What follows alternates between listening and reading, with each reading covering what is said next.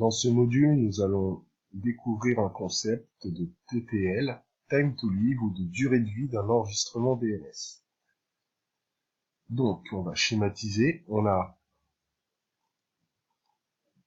un navigateur web, une route 53 au niveau d'Amazon. Donc, notre client va envoyer une requête DNS, il va demander cette URL, mon application, mon domaine.com. Route 53 va lui renvoyer une information que notre navigateur va stocker dans son cache.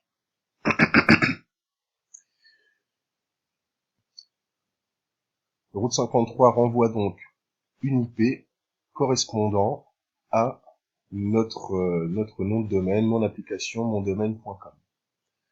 Alors, en même temps qu'il renvoie cette information, il va envoyer un TTL, donc une information relative à la durée de vie de notre enregistrement DNS. Qu'est-ce que cela signifie? C'est que concrètement, notre navigateur web ici va garder cette information, donc cette association nom de domaine adresse IP, pendant 300 secondes. Une fois que ces 300 secondes sont passées, imaginons que l'on envoie une autre requête sur la même URL, donc mon application mon domaine.com. Si l'adresse IP de mon instance derrière route 53 a changé, eh bien, ce sera transparent pour mon navigateur et l'on est certain que notre enregistrement sera remis à jour toutes les 300 secondes par rapport à cette durée de vie. Du coup, il existe plusieurs types de TTL, donc un TTL élevé qui va par exemple courir sur 24 heures. Alors, ça marche bien lorsqu'on n'a pas beaucoup de trafic sur le DNS. Le problème, c'est que l'enregistrement peut être obsolète, donc sur une période de 24 heures, imaginons que je change mon IP ici, il faudra 24 heures ou le temps restant sur les 24 heures du TTL pour que mon enregistrement soit mis à jour au niveau de mon navigateur. Donc on peut avoir des enregistrements obsolètes si on a un TTL élevé. Par contre, étant donné qu'on paye par rapport aux requêtes DNS, eh bien, ce sera moins coûteux d'utiliser des TTL élevés que des TTL faibles. Un TTL faible, par exemple, ça peut être 60 secondes. Donc là-dessus, imaginons qu'on a beaucoup d'instances et qu'on veut qu'au moindre changement, nos utilisateurs ne soient pas impactés ou le moins longtemps possible par rapport à nos changements d'instance, nos changements d'IP, nos changements d'enregistrement. Du coup, on est certain que le cache DNS des navigateurs qui consulteront nos instances seront mis à jour à une fréquence de 60 secondes, donc très rapide par rapport à une période de 24 heures par exemple.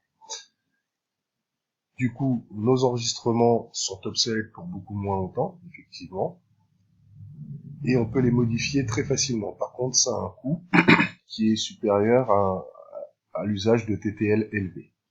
Mais nous allons le voir directement dans Route 53 comment cela fonctionne. Dans Route 53, nous avons créé dans notre domaine adam-form.com un enregistrement qui s'appelle TTL Demo et qui pointe vers notre machine 3.251.74.218 qui se trouve en Irlande. Donc, ici, on a la possibilité de modifier la durée de vie de l'enregistrement DNS. On va le mettre à 60 pour que ce soit plus rapide et plus parlant. Donc, là, on a une durée de vie de 60 secondes. Notre enregistrement a bien été pris en compte. Donc, on va tester l'URL. Enfin, on va tester notre enregistrement DNS. Donc, on arrive bien ici sur notre zone EU Ouest 1B, donc l'Irlande. Maintenant, ce qu'on va pouvoir faire dans Route 53, c'est cliquer sur notre enregistrement, TTL Demo, et on va ici modifier l'adresse IP par celle de notre machine qui se trouve sur la zone de disponibilité de Francfort. On va enregistrer notre modification. Donc là, pendant 60, il y a au minimum 60 secondes avant que l'enregistrement ne soit pris en compte par mon cache DNS. Donc pour vérifier cette information, ce qu'on va pouvoir faire, c'est exécuter la commande nslookup sur ttldemo.adam.form.com.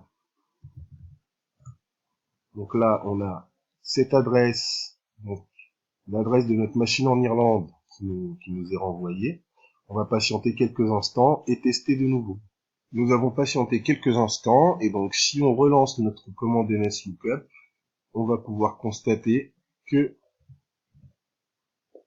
l'IP correspondant à ttldemo adam-form.com a bien été changé par route 53. Et donc on a eu cette information pendant 60 secondes dans notre cache et elle a été mise à jour à l'issue de ces 60 secondes de durée de vie de notre signal.